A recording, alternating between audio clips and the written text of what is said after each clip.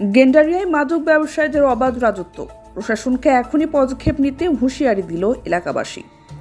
বিস্তারিত দেখুন আসমাউল হুসনার প্রতিবেদনে। গেন্ডারিয়ায় এসকে দাস রোডে মাদক ব্যবসায়ীদের অবাধ রাজত্বে এখন আতঙ্কিত পুরো এলাকা। একদিকে দিনের বেলায় প্রকাশ্যে মাদক বিক্রি চলছে, অন্যদিকে এলাকার যুব সমাজ, নারী পুরুষ সহ সকলেই একত্রিত হয়ে এই অবস্থা পরিবর্তনের জন্য প্রতিবাদে নেমেছে। স্থানীয়রা বলছেন, প্রশাসনকে এখনই কঠোর পদক্ষেপ নিতে হবে, নতুবা গেন্ডারিয়ায় মাদক কারবার ভয়াবহ পর্যায়ে পৌঁছাবে। এলাকার বাসিন্দাদের অভিযোগ, একসময় এসকে দাস রোড ছিল মাদকমুক্ত, কিন্তু 5 আগস্ট রাজনৈতিক পরিবর্তনের পর থেকেই মাদক ব্যবসায়ীরা এলাকায় প্রকাশ্যে আসতে শুরু করেছে। প্রথমে আড়ালে চললেও এখন দিনের বেলায় সড়কের মোড়ে, স্কুলের গলিতে এবং মাজারের কাছে মাদক বেচাকেনা হচ্ছে। বিশেষভাবে স্থানীয় মাদ্রাসা ও স্কুলগুলোর আশেপাশে মাদক কারবারির চক্রের দৌরাত্ম্য বেড়েছে।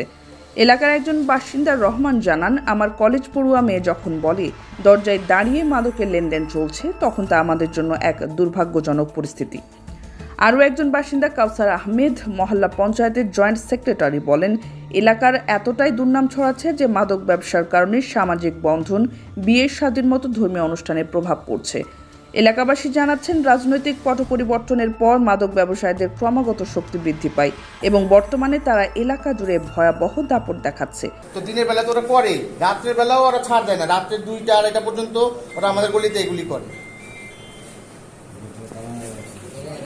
আমরা গেট তালা মেরে দেয়, এখন রাত্রে 2টা বাজে আমাদের গেট তালা মেরে দেয়। হ্যাঁ, তালা মারে, হালিম চাষে তালা মেরে দেয়। এই পাশের গেটটা খোলা থাকে, ওরা এই পাশের গেটটা 2টা ওই মাঝের গলিতে বের হয়।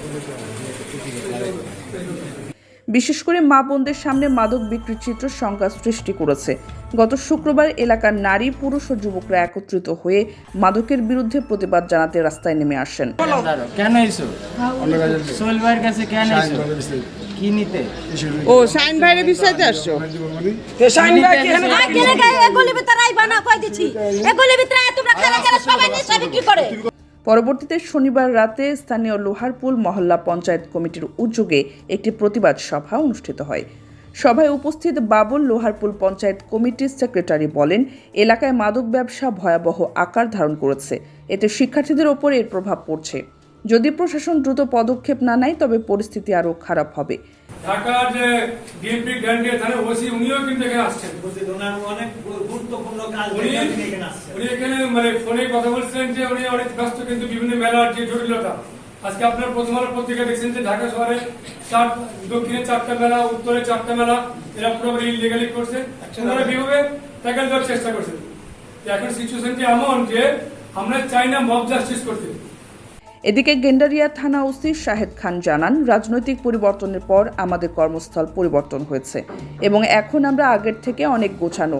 আমরা এলাকা পরিষ্কার করার জন্য প্রস্তুত।